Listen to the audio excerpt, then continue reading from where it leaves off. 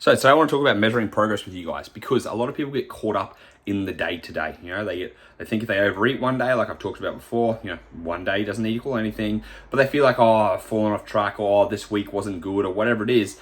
And people look at their progress through such a narrow lens. Like usually it comes down to the scale, and it comes down to what happened the last day to 1 to 3 days, basically, or the week. You know, like people can overeat on a Wednesday and be like, well, that's my week ruined. And it's like, it's Wednesday. You've got 4 more days left of the week.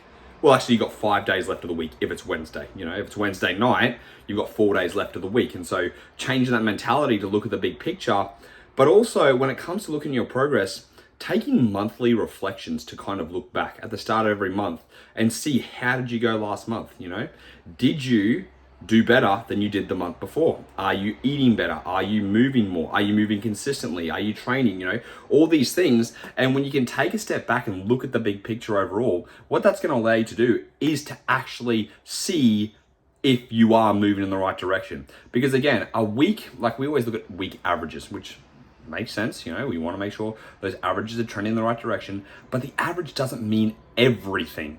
And the weekly average is just a small average within the monthly average. And we can start looking at the monthly average overall. We can see, are things moving in the right direction, right? Because again, there can be a week where it wasn't the best, but if 3.5 out of 4 weeks were solid, you bet your ass you're going to see progress. You know, if you're eating more protein as an overall whole, that, like, you know, you're getting 28 days out of 30 days, do you think you're going to be seeing progress? Absolutely. You know, if you're eating more veggies than before, are you going to be healthier? Yes. So stop getting so caught up in that day-to-day mentality, which is very easy to do, and I understand, but start thinking about that longer term picture. Because like I tell you guys, health and fitness is for life. It's not a fucking 6-week challenge. It's not 8 weeks to get fit and healthy. It's not 12 weeks of dieting, then you can go back to doing what you were doing. It's not that shit. It's making these things that are gonna be, you know, lifestyle changes for the rest of your life. And when you can start to look at the big picture and the longer term perspective, it will give you a better insight as to where you're moving. Because again, when you get stuck in that day-to-day side of things, it's very easy to get up in your head. It's very easy to become frustrated and think you aren't progressing. When at the end of the day, you are progressing. You just might not have progressed as well as you wanted to in this week, you know, or in the last 10 days. Yet in the last 30 days, when we look, you're a few kilos down, you're a few centimeters down, you know, and all these things matter. So one thing you've got to consider is just not having that perspective of thinking it's just about the scale, or it's just about this week, which is also a good thing. Because again, if you think about that monthly perspective, God forbid a yearly perspective, when we look at the grand scheme of things, you know, if 90% of your year, which is 300 days, 330 days out of 360 days, so basically 1 month off, right? Let's say 6 weeks where it's just not the best.